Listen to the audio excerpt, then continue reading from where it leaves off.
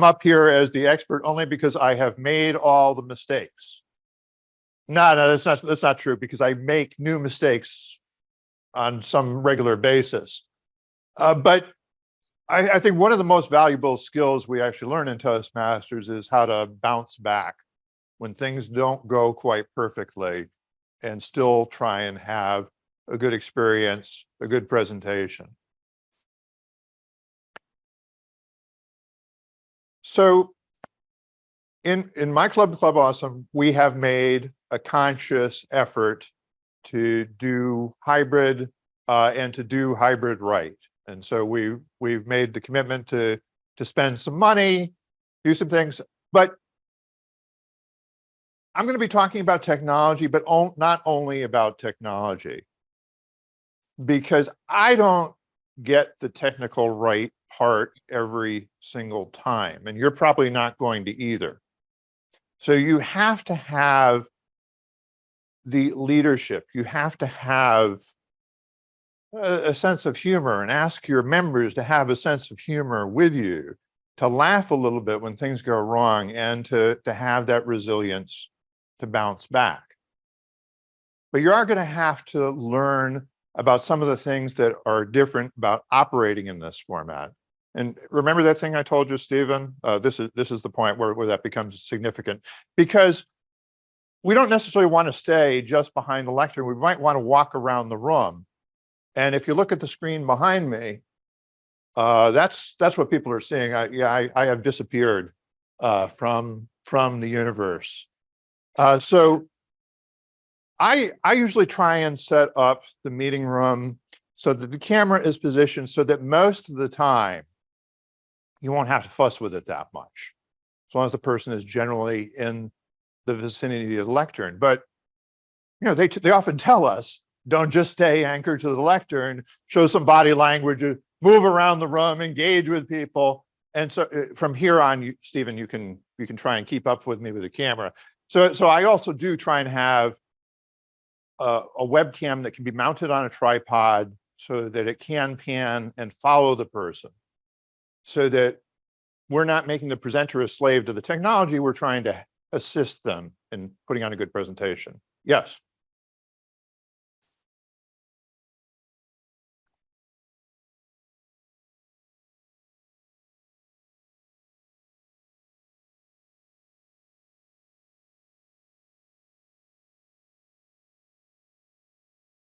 Yeah. Yeah. Okay. Yeah. No, I mean, these are lots of that is a complication actually that would come up if I was teaching in this room, right? If I was a professor in this room, I might occasionally walk between the projector and the projector screen, and people might find that distracting. So you're right.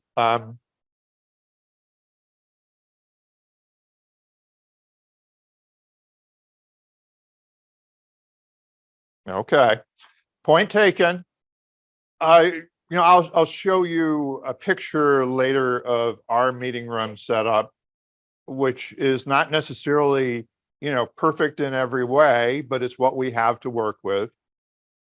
And actually in this room, because it's at a university that probably holds some classes in a hybrid format and certainly has some things projected on the screen, there's all sorts of technology here that I could be taking advantage of, but I'm not. I wanted you to see kind of the setup that we have in our weekly meetings. And we potentially have purchased too much technology and spent too much money and complicated things too much. So I'm going to talk a little bit about sort of that sliding scale of how much do you really need to put on a good meeting. In the short version is if I just wanted to have two things, I would have a webcam that could be mounted on a tripod, and I would have a good computer connected speakerphone. So this is a speakerphone that connects into the USB connection on the screen. I'm also using a wireless microphone And there's a story behind that, but it's a very nice wireless microphone. You know, we actually spent a couple of $100 just on that. You may not have to spend as much. Again, you could get a webcam that can be mounted on a tripod. We also spent some money on getting a nice tripod that wouldn't stick because we had an older one that was kind of more plastic parts. And if you tried to pan to follow the speaker, it would kind of stutter along. And I wanted it to be smooth. Yes, sir.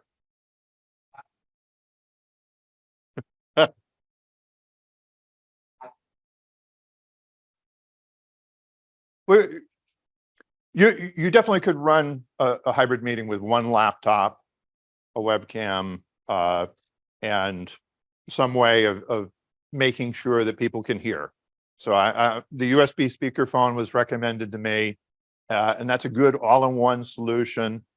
Again, there's a story behind why we bought some of the additional technology.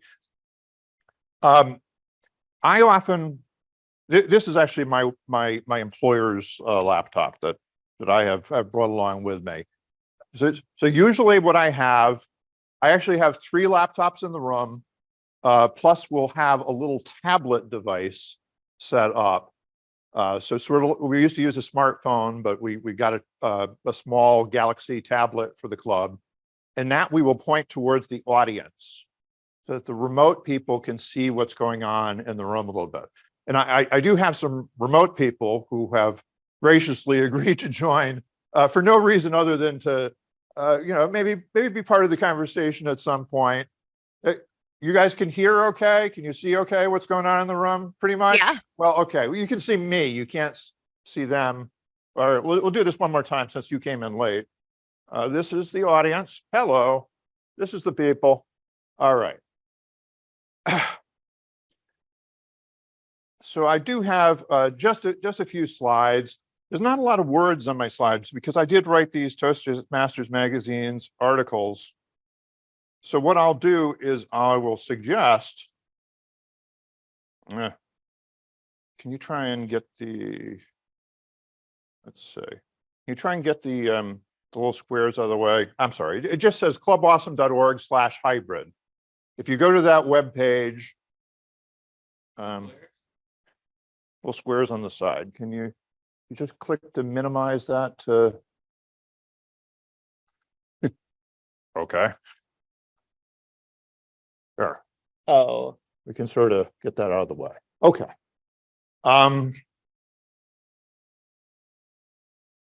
So clubawesome.hybrid, it has a pointer to the magazine article I wrote and some other resources, because you don't necessarily want to just learn from me. There are a number of good videos out there from other people who may have somewhat different takes on what is required, but hopefully we agree on some things. And essential ingredient number 1, club leadership. Again, you need to have people who can explain to the club, here's why we're doing this. We're doing this because Bruce was a great club member for many years and he moved away and would like to remain active in the club. We're doing this initially because we're not sure how comfortable people are coming back into the meeting room as COVID was winding down. We thought people, based on their health status, might come back at different rates. And then you can't see Christine right now while I have the slides up, but Christine is actually, a division director now? She came into our club. She lives in Idaho, but is a member of Club Awesome in Coral Springs. So that's kind of cool. We have had people coming from China and from Australia. So you have the opportunity to maybe branch out and bring in people from around the world and inject some variety into your club that way. But we also do have a challenge that we're a breakfast club. We meet on 7 a.m. on a Friday. And so some people have gotten used to staying in their pajamas a little bit longer and just going to Zoom and attending virtually. And we have to kind of like dynamite them out of their beds to get them to come and be with us. We're a little bit more positive about, we've been offering breakfast on the last Friday of the month. And yesterday we had a breakfast meeting with a special workshop where Marilyn Brown came and spoke and was wonderful. But so club leadership, big element here. And then people. You want some people in the room.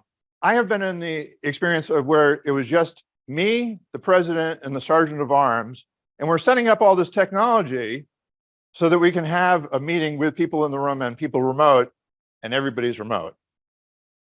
So yeah, I would like to get some of them to come into the room and give me a reason for setting up all this tech. And also just, we know that having more club members present and active and laughing and applauding, that makes for a more lively, more engaging meeting. So you need people. And then you do need tech. And so I'm trying not to overemphasize tech, but you do need to pay some attention to tech. And I think one of the reasons that it's valuable to learn these skills and why you might want to make the effort to have a hybrid club is it so that you can learn those skills and take them into the workplace. Because I've been in some pretty bad workplace hybrid meetings where people just kind of do it in kind of a half-assed way. They just assume that because they know how to do Zoom meetings, they know how to do hybrid. And so they'll just put a laptop aimed vaguely in the direction of the speaker somewhere in the room. My favorite was like a town hall meeting with my company where the speaker was positioned so that we were looking at his backside through the whole meeting. And maybe some people were appreciating his backside. I don't know. It didn't do anything for me. But also his voice was being projected in the opposite direction of that laptop, which was the only audio technology in the room. And so I really couldn't hear what he was saying anyway. And so if you're going to have hybrid meetings, think seriously about having a level of technology and experience using it so that you can create a good experience for the people who are online and the people who are in the room. And of course, I can't get through one of these sessions without telling you that you need a better website. So this is the Club Awesome website. It does have a picture of the president standing up in front of a screen so that you can see kind of the hybrid setup. And then we have a bunch of workshops going on. So I run this service called Toastmasters.org. It really started with Club Awesome, where I talked them into letting me re-engineer the club website to not be free toast, because free toast sites don't always suck, but they do tend to suck. And yes, sir.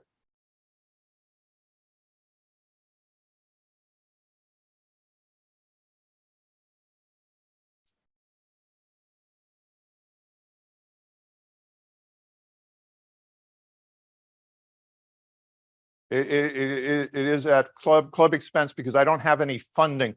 I've gone to Toastmasters International and got them to stop sending me cease and desist orders saying that I was misusing the brand. So I've gotten sign off on having these templates for club websites that are brand appropriate. You go to Toastmasters.org, you sign up for, what is it, a 30-day free trial. And then after that, you decide whether you want to pay $50 a year, because I have expenses in running the service. And I've got them to, I've convinced them that I'm not making tons of money. I may not be making any money doing that, but it's my way of sharing these resources with other clubs. So probably the most important thing that I'll get to that in a second. Tim Barber's chat.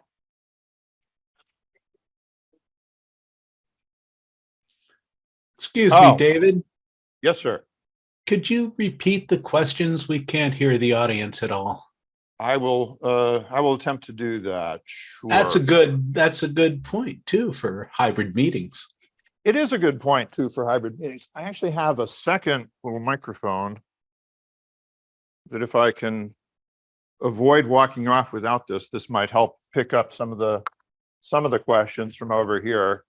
But somebody was just asking me about the Toastmasters service and whether it costs something, but we'll come back to that. Biggest technical detail that I would emphasize, even though we think of this as being a visual meeting, Zoom as a video experience, but the biggest thing that you want to make sure that you get right is the audio portion. Because if people can't hear what's going on, they're going to feel left out.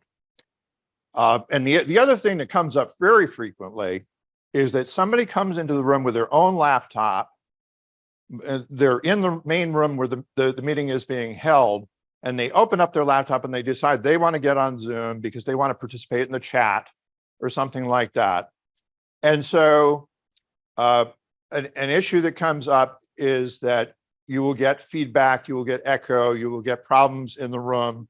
And then people will mute their microphone because they know how to do that. But it's not just the microphone, it's the speaker feeding back into the main mic.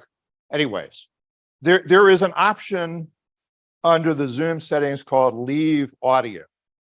And that shuts off both the microphone audio and the speaker audio. And so I would encourage you to teach your members how to find that function if they do want to join the Zoom while they are in the room. And the other thing you see on here is we actually have several microphones available. And so I've selected the speakerphone to be my speaker, but I have the wireless mic selected to be my microphone. So you can have different things. In general, my rule is it's really one computing device should have audio active. Okay. It is possible to have a couple of microphones active if they feed into the same computer and they take advantage of the same noise canceling software that's built into Zoom. It sort of blends things together properly. It's when you have multiple computers or phones that are connected to the Zoom session, you tend to get audio problems. And I'm belaboring the point because it's one of the most common problems I've seen up. And again, it's a problem I see in the workplace too, where people decide to pop open their laptop. Maybe not because they want to pay attention to the speaker, but because they want to get on Slack. But they still cause problems. Yes. Yes, all right. We were very happily using the speakerphone as our all-in-one solution. That's why I say just the webcam and a speakerphone should be right. The thing that happened actually is the club decided we were going to simplify things by buying a laptop for the club. And the laptop for the club would allow us to have a standard setup every time as opposed to a different setup depending on who showed up to set up the meeting. And it took me months to figure this out, but apparently the laptop was the source of all problems because I think it has like a bad audio card or something. And so the speakerphone had been working great for us, but when we plugged it into this laptop, it didn't work. And so we decided to invest money in buying these very nice Rode, R-O-D-E, wireless microphones. They also didn't work when plugged into that laptop. And so now I use that laptop as a very expensive timing light. And so I set it up in the front of the room so that when somebody's showing the virtual backgrounds, green, yellow, and red, we have that pointed towards the lectern so the speaker in the room can see the timing signals. So again, not ideal. It's just the way it evolved for our club. I'm thinking of donating my beat up old laptop to the club, but I have to get something new first. Okay, one more thing before I get off this topic. There is also a setting in Zoom that says automatically join audio by computer when joining a meeting. And I think that may be turned on by default, or if it's not, a lot of people will wind up turning it on by default just for convenience sake. But I do have this laptop, for example, set up to not have that active. And if you don't have that active, then you get a prompt every time. Do you want to join with computer audio? And if you try and cancel that, it will say, are you sure you don't want to join computer audio? And you have to click past that and say, continue. Yes, I want to join the meeting, but I don't want to join computer audio. So, if this comes up as an issue enough, you might want to set yourself up that way. Yes, sir.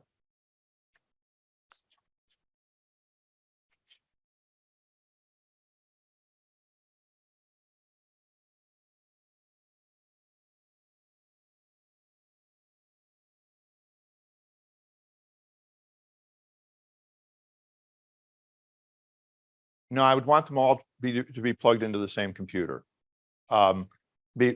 Because using the same computer. Yeah, I mean, these are all plugged in. This is just a USB cord.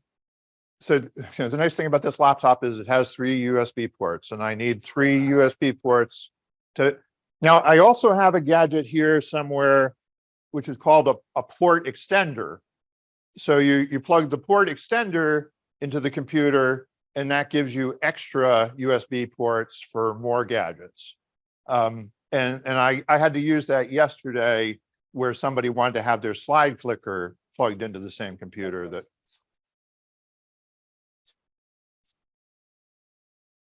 Right.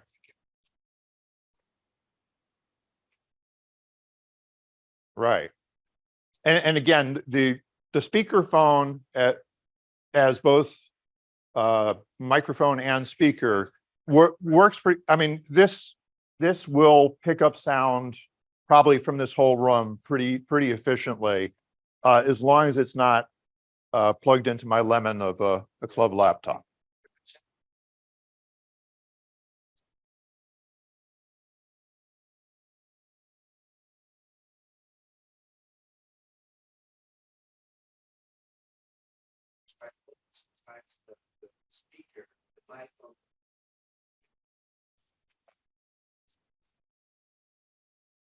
Right.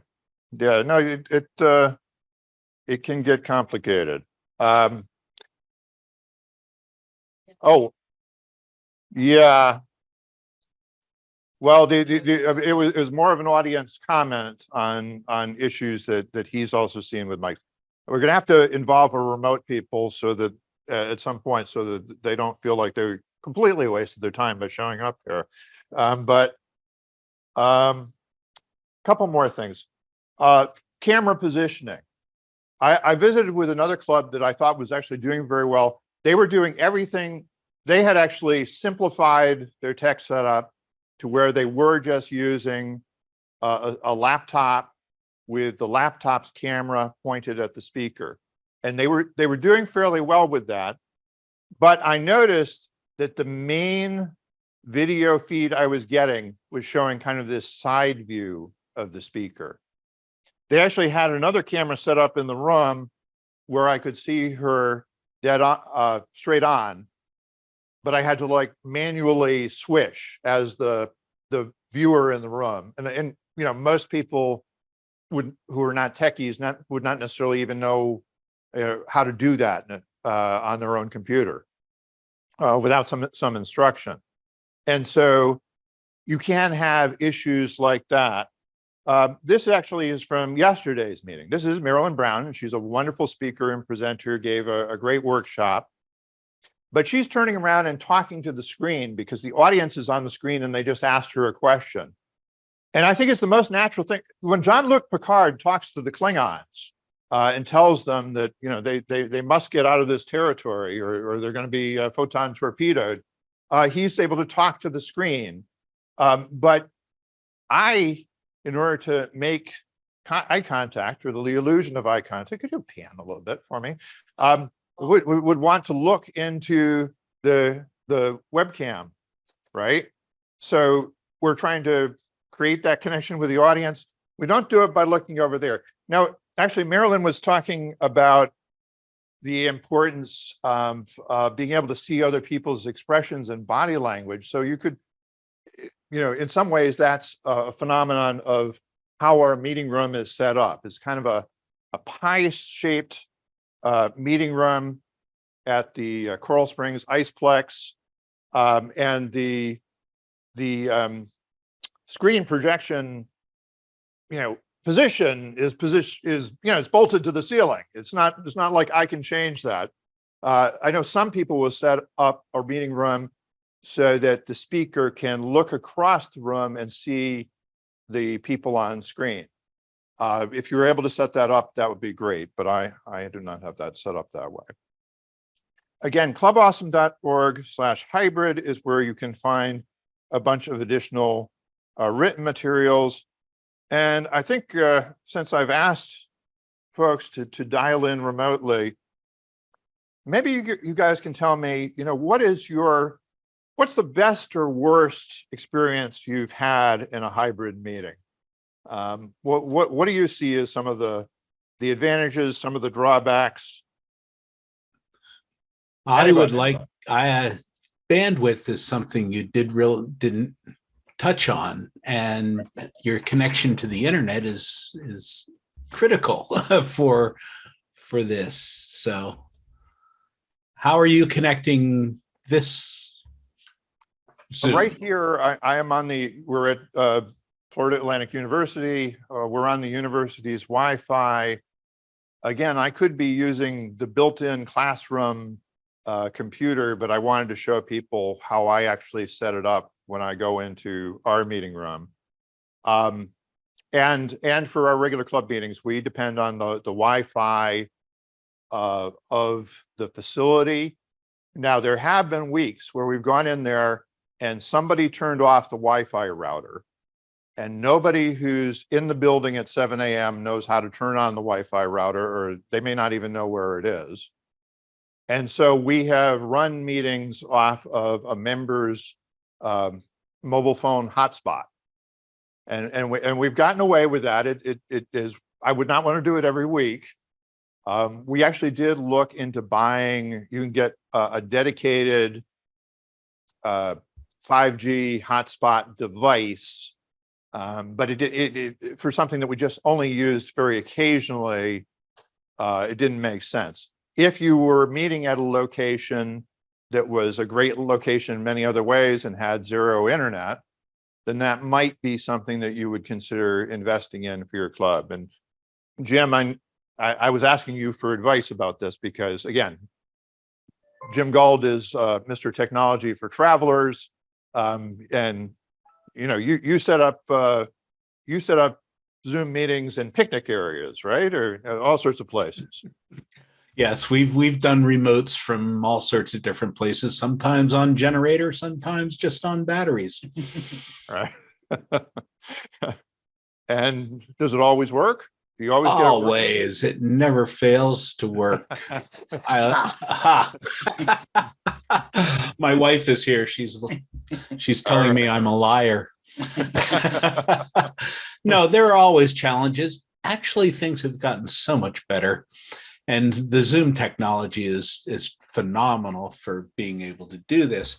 So as you know, we were early adopters in getting hybrid meetings together. Our club, Early Bird Toastmasters, has gone completely online on Zoom. We have had some hybrid meetings where local folks will get together, but we're not having our regular meetings every month. Yeah. Because, as you said earlier, we have people who come in from Pennsylvania and Spain and Italy, people who have been in the area and in our club have come back to our club because we are so good. Well, I'm from Club Awesome. We're an adjective. And actually, Jim and Chris will be visiting with Club Awesome on August 25th. So again, that's our Friday breakfast meeting. They will probably be giving us a lesson on smartphone photography, but then sort of taking us behind the scenes. Well, I'm telling them details of their workshop that have not quite been established. But my theory is that they will also tell you something about the behind the scenes experience of setting up and running their meetings and doing this weekly YouTube live show, which is up to how many subscribers now, Jim, for your YouTube channel? Our YouTube channel is Geeks on Tour. So we're up over 10,000 now, and we've been doing it for quite some time. Right. Yeah, thanks for the plug. Geeks on Tour. And you know, part of their I guess a major part of their income is they sell subscriptions where people come to be able to come in and ask questions in their support forums and see some special members only content. So they have built this into a business that has allowed them to travel the world, and that's pretty cool. And we've Yes. also pared it down to like twice a month, Oh, because okay. we are semi-retired, as you know. Yeah. Okay.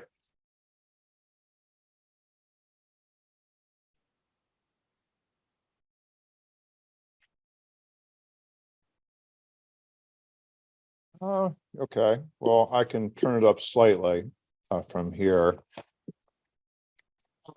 Someone else in chat, slightly tongue-in-cheek benefit. My husband makes unmissably incredible breakfast. Okay. All right. Let's see. Jim Barber, I don't think you've experienced this format all that much.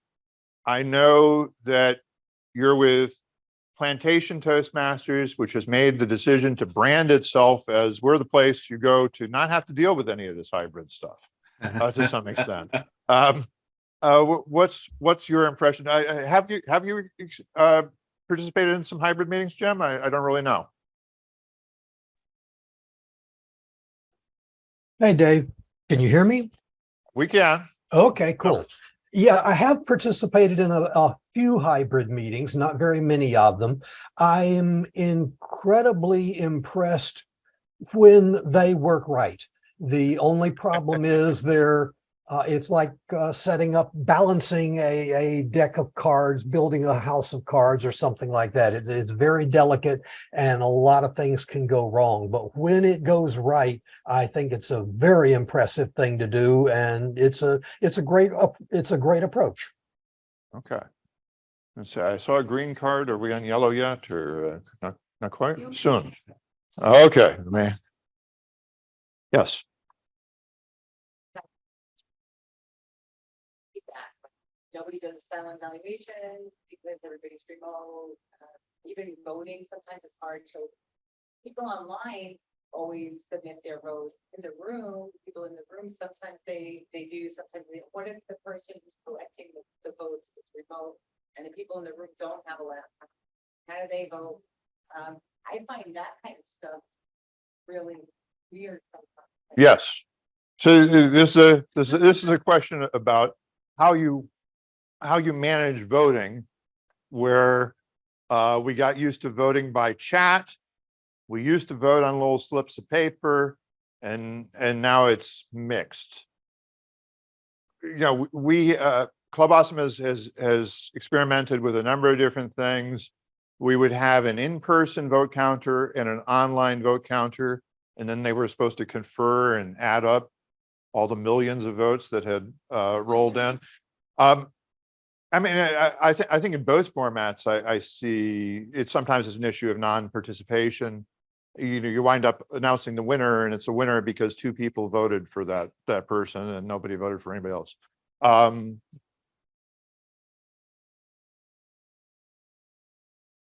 Yeah, we were trying doing it by texting and WhatsApp a few times. You know, I guess WhatsApp has the advantage that you can do it online, you can do it from your phone. So those are options. Yes, sir.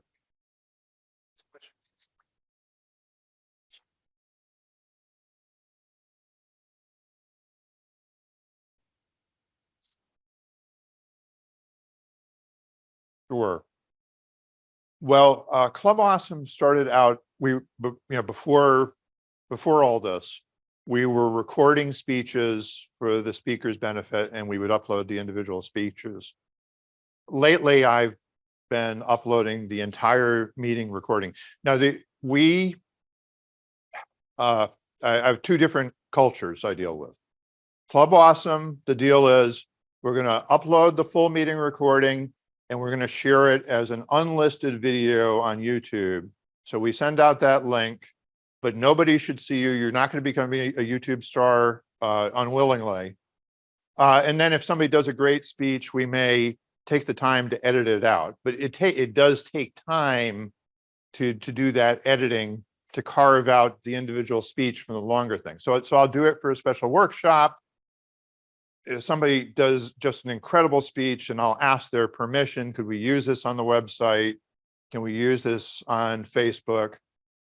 Because I do think that we have a big opportunity with video to show people in a more dynamic way what Toastmasters is about, rather than a bunch of people standing there smiling and holding certificates. My theory is that most people think that Toastmasters sounds like a really boring experience where a bunch of people give each other boring PowerPoint presentations. And if you want to show them that it can be different than that, then show them. Don't just tell them. Yes, sir.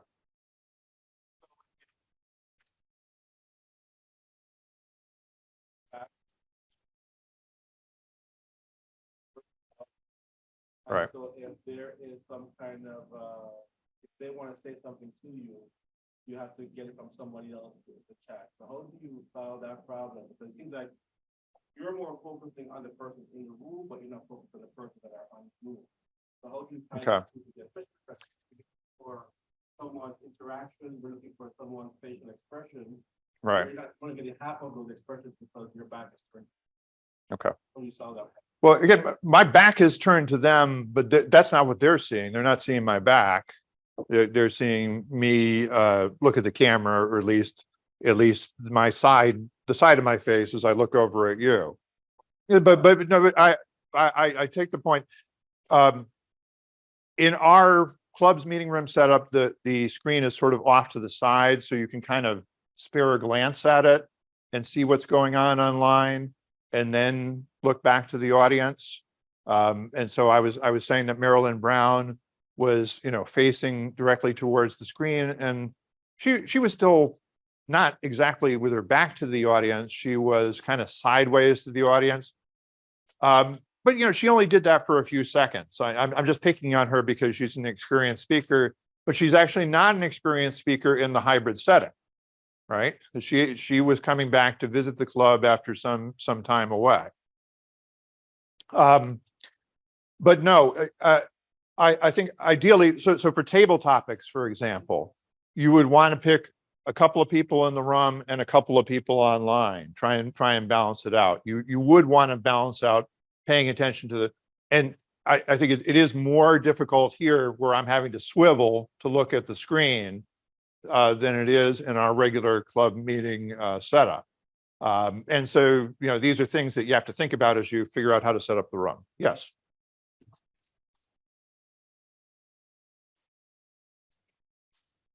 Right. Well, okay, and that's a good point. That's another way to do it, is to have some kind of monitor facing towards the speaker that allows them to see what's going on online, and also see timing lights. I mean, we've struggled with different ways of doing timing, where sometimes you have somebody giving the online signals, but maybe you also have somebody in the room holding up cards. How am I doing on cards? I'm on yellow. Okay. All right. Yes.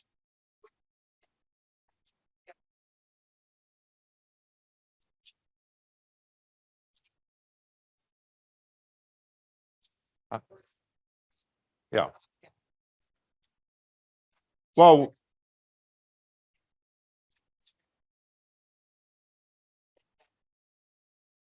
Bell website, yeah. and when you do share computer audio, they hit ping, and then everybody hears it in the room, and We I'm sorry, you hear me up now. yeah. It's like, it's not great. Well, we've gotten away from using the clickers and the bells and stuff. We just have somebody give a report at the end, and there's trade-offs to everything, right? You have to but I haven't seen anybody online know of a good solution to that. Have you seen people do different things? I use a special share that's in Zoom, but only a host or a co-host can do it, to share some sounds. So I have a ding sound out there Oh, that do you I want me can to, use. you want to make, I'll make you host for a minute if you want. If you want Well, to, okay. do you have it handy or not? Yeah, sure. Okay. So Jim is a virtuoso at this stuff. I think he said he needed to be host, so. And I can put a ding out there pretty easily.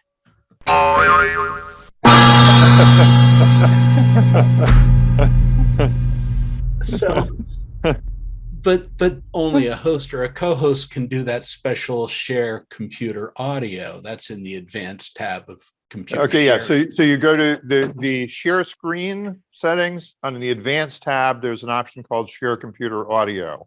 Correct. And Jim has just hunted down these sound effects from various online libraries. I mean, you know, he's a virtuoso at this stuff. All right. Okay. So we have what, 5 minutes for? Okay, 5 minutes for wrap up questions. We've already been into questions for a while, which I hope has been productive. Any other questions or comments from online? Since we were talking about inviting the online people into the conversation. Christine, you have been a remote participant with Club Awesome since the beginning. And I still don't think we've gotten you there in person. I understand you're coming to town soon, but. Next weekend. Okay, cool. I love the fact that on a viewer, I've never met anyone in person, but I've been with them over a year and absolutely love the club and love the people and the other Zooms. I joined 8 clubs my first year, last year, and went to all of them, and they were all online, and only Club Awesome was hybrid. The beauty about Club Awesome, I was able to see the audience. I was able to feel part of it. And that's the main thing. If someone, there was one club I went to, it was hybrid. Nobody talked to me. I was sitting there the whole time, said hi, hello. And I stayed with it. And then finally someone said hi after a few weeks, but that's not very fun. And I did not rejoin.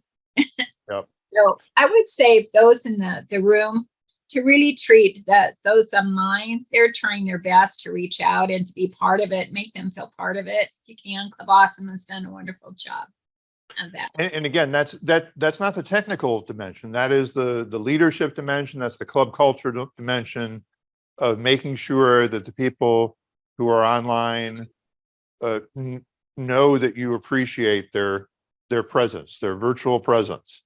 And that you're trying to make them feel included, trying to make them feel valued. I would add, what we do in our meetings is we always have self-introductions, and the president will go around his Zoom screen and call on all the participants and guests and have that as a part of the regular meeting.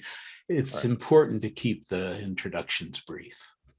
But we have an hour and a half meeting. Our meeting starts at 7 and ends at 8:30 promptly. Right.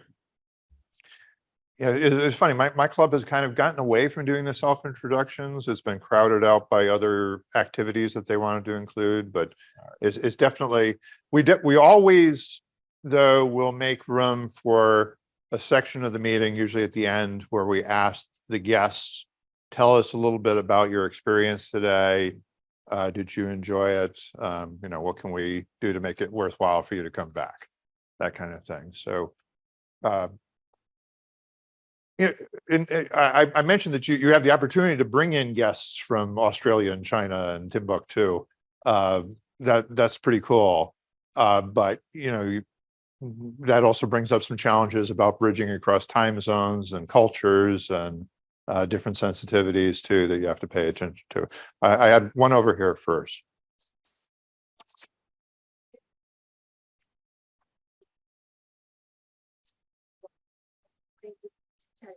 Lots of Right. great chatting of the present folks, but then you lose that, and you're like, things are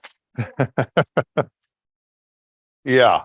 Well, usually what we say is we're going to stop the recording. But anybody would like to stay on for a few minutes and chat. There are weeks where I have to break down the technology and I have someplace to be, and I'll kind of I may make somebody else the Zoom host so that the meeting can continue without me. And maybe even the people who are on, Christine, for example, is our VP of Education. She was our VP of Membership. So sometimes she would stay on and chat with people about, particularly visitors, about why they you want to join. You realize you want to join. We just have to, show you how to go about that. To have that conversation with them, we certainly would try and make that possible. Time to wrap? Okay. Thank you, everybody. And remember, Club Awesome is awesome. And hybrid is part of the way we try and keep it awesome.